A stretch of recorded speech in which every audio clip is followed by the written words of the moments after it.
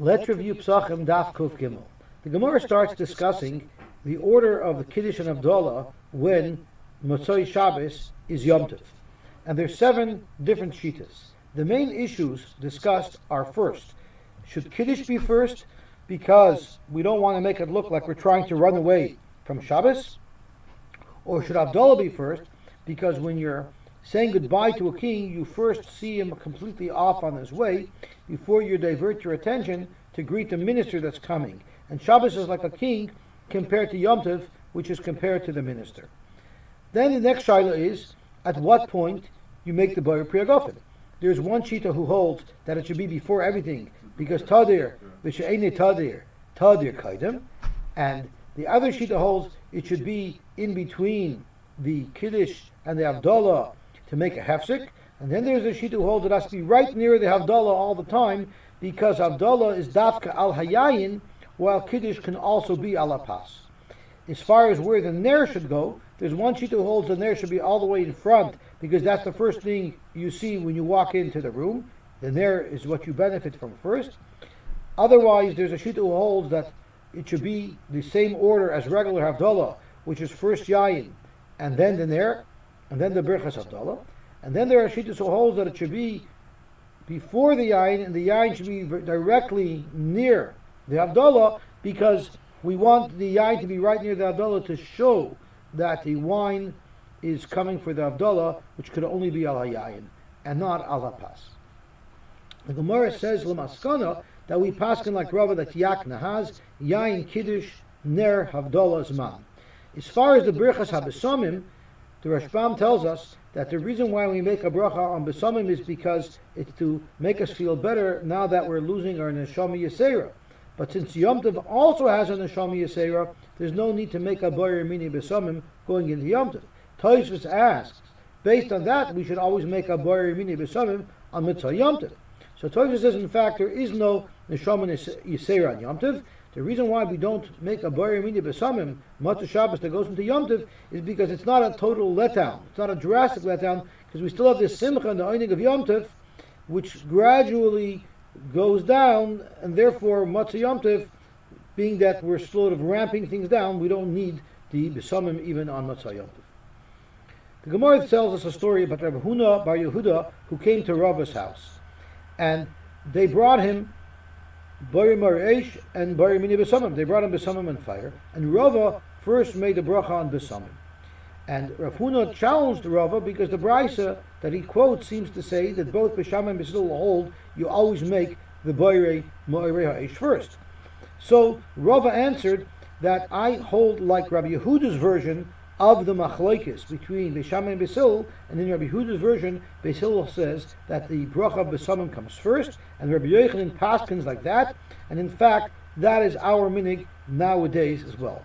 The Gemara relates another story about Rabbi Yaakov Bar Abba, who came to Rava's house on Shabbos, and he saw by the Suda, although Rava drank by the Suda wine, when it came to Birchas HaMazon, he made a new bracha on the kos after Birchas HaMazon, just like we do nowadays. And he challenged him and asked why. You already made a bracha. So at first, Rava said, well, that's what we did by the Nasi's house. But Rabbi Yaakov told him that by the Nasi's house, you didn't know if there was another kos coming.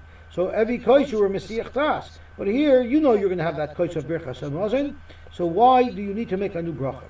The Gemara tells us he was following the Talmidim of Rav who were following Rav based on what Rabbi Yeba Sava related to them. That once we say Havlon and Nevarech and we move to bench, it means we're severing, we're being mafsik our Achila and Shtia up until now, and that requires a new bracha, and therefore we make another bracha on the kos that we did after Birchas HaMazon. The Gemara relates a story where Ameimar, Marzutra, and Rabashi were sitting by a Suda, and all three of them did different things. Ameimar made a bracha for each kos, and the Maimer said it's because he didn't know that there was another kos coming. And therefore, after each one, he was Mesiach Das. He felt that there was no other kos coming. Marzutra did exactly what Rav does. One bracha for all of the wine during the meal, and then a new bracha after Birchas HaMazon. And Reb Ashi didn't make a bracha after Birchas HaMazon. He only made the original bracha by Priyagofen. The Gemara tells us that Reb Ashi asked the stira in Rav, because Rav says Yain Kiddush Ner Havdalas Man, where you have a hefsek of Kiddush between the Yain and the Havdalah, yet he didn't see as a hefsek. The Gemara says that's not a raya, because when you're making Kiddush and Havdalah together, you always have your mind on the same kois.